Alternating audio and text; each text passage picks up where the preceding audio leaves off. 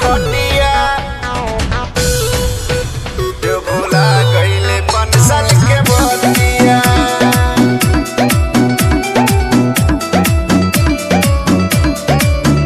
कहे पूरा देश तोहरा के नतिया।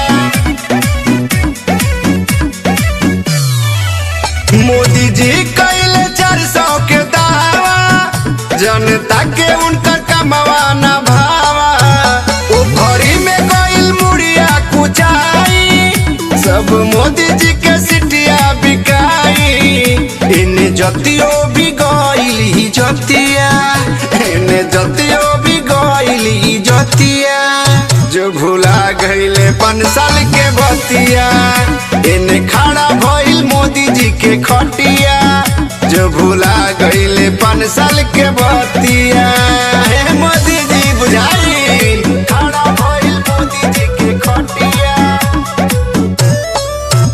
जो भुला गइले 5 साल के बतिया।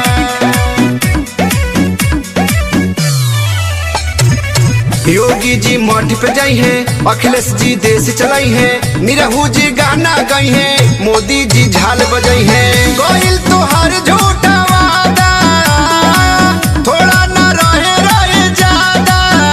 कहे पूरा देश तोहरा के नतिया, कहे पूरा देश तोहरा के नतिया। का भुला गइल 5 साल के बतिया, अब खड़ा भइल मोदी जी के खटिया।